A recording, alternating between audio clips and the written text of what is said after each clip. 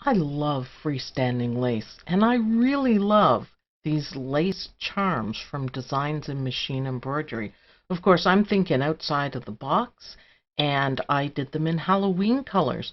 I added a little bit of bling, I changed the colors around, and added the hardware to make earrings.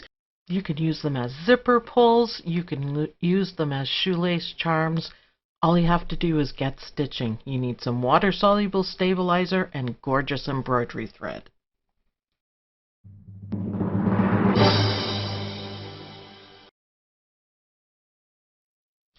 Hey everybody, and welcome back. My name is Sue and I am from OML Embroidery. And today I'm going to show you how to stitch out these freestanding lace charms. They're so gorgeous.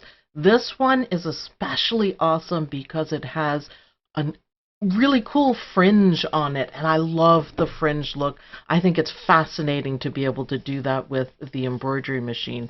To start off, use 2 pieces of water-soluble stabilizer in your hoop.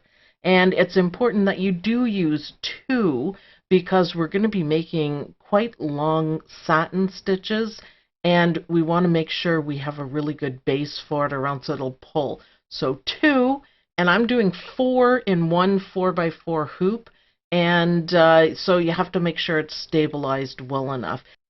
I really love the actual embroidery design.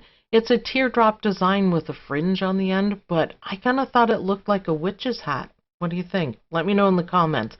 It's kind of a witch's hat. That's why I decided to do it in Halloween colors. Now you can see the long satin stitches going on right there, and that is why you need 2 pieces of water-soluble stabilizer, so everything in the hoop will stay in the hoop. And if you notice on mine, I don't have any puckers, I don't have any problems. So I've hooped everything properly and it looks great. So the black stitching out here is the hold down stitches. They're satin stitches, and it's going to hold down the fringe. And at the end of the video, I'm going to show you how to cut these out properly to keep the nice line. If you look at the purple part there, it's perfectly shaped and straight, and that's what you want for the better looking fringe. So I am doing, in my 4x4 hoop, I'm going to be doing 4 of these. And although I have the video sped up a little bit, they really do not take very long to stitch out, so you could make a whole bunch of these quite easily. And you can think, you know, Halloween colors, of course. You can add some bling. You can add the hardware if you want to make earrings. You can get shepherd's hooks or fish hooks and a couple of rings. And I bought them at Michael's, and they were like $5 for 30 of them, so you can't go wrong with that part. And they're easy to put together. You just needle nose pliers and put them together. But see how fast that went? And again, see how perfect the arc is from on the purple, even though we're doing really long satin stitches. And you don't want these satin stitches to split or anything because we're going to be cutting them to make a fringe. Now, the other thing is, bear in mind that this is kind of messy when you go to cut them out. You'll have little pieces of bobbin thread everywhere. Also, in this design pack, you can get all of the designs with that little circle at the top for hanging, or you can stitch them without. They all come in the same thing. So I think I like the orange and black so far. Maybe on the last step, if I had stitched it purple, that would be cool too. Or what about a bright green? That's perfect Halloween colors, but I really like them, and I really like this design. And of course, anything in the hoop just makes me really happy. So, and I love how fast it stitches out, and I didn't have any problems. Again, even with 4, it's perfect. So I'm going to show you the back here, and I used black bobbin thread so you can see long bobbin thread. And we're going to use that. You can't see on the other ones very well. But they're really good looking. So, okay, take your scissors and you are going to try to make the cut as smooth as possible so you can retain the nice curved shape. And you start in one corner of it, and we're going to cut around, but you don't want to take huge scissors and cut them because you'll kind of get it squared off. So we're going to start there in the corner, and we're going to take little snips with sharp scissors.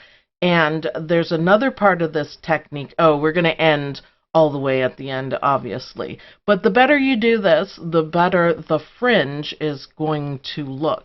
So grab your scissors, small scissors, not big ones, so your trimming scissors that you use, and kind of put it under a few. And what you want to do is kind of pull your scissors a little bit towards the outside, if that makes any sense. You want to put a little bit of pressure on it so that you get a nice clean cut. So I'm not just loosely cutting, I'm holding with one hand and trimming with the other. Now, not a whole lot, you don't want to be ripping anything, but just a little bit of pressure and little snips. So, you know, you don't want it to be huge, big snips. Now, I'm doing it from the back, and that's proper. Remember, it's going to be a mess, but you can see I'm putting a little pressure on it, just a little. And I'm not doing it in big chunks, and that is the best way to do it. But you want to try to keep the line of it, and the better you do this, the better it's going to look. But that's all it takes. And look at my beautiful fringe. If you find some, you know, loose threads, you can trim them out, but yeah, look, it gets all over the place. I don't normally do trimming like this on my machine, but it was just easier with the camera. So flip it over to the back again. There'll be a couple of really long threads. Be gentle with it, and then you're going to have all these little pieces all over the place, but it's okay, just do it at your desk. So let's do that again. Doesn't that look amazing? And it's going to look really good too when you get rid of the water soluble stabilizer, or WSS. So let's do one on the orange. So get your scissors in there, tighten it up a little bit so you get right at the curved edge, and it's really going to make a difference. Now this one is going to be all little black pieces all over the place again because the fringe is black. And fringe earrings, why not? That's awesome. Fringe Halloween earrings, yeah, I love it. Freestanding lace is the best. So try not to take too many pieces at once, or you will square it up and it won't look nearly as good. So just take your time with this part. It's not hard at all. I use my nails to kind of like fluff it up, get rid of some of the pieces a little bit easier. You could carefully use your scissors. Isn't that great? Look at how nice it is. And you can see I have a nice curved edge around the whole fringe, and it looks so much better. So flip it over to the back again, and we're going to get rid of all of the bobbin thread. Take your time on this part, just be gentle with it, and use your scissors where you need to. Don't pull on anything. You don't want to pull anything out of shape.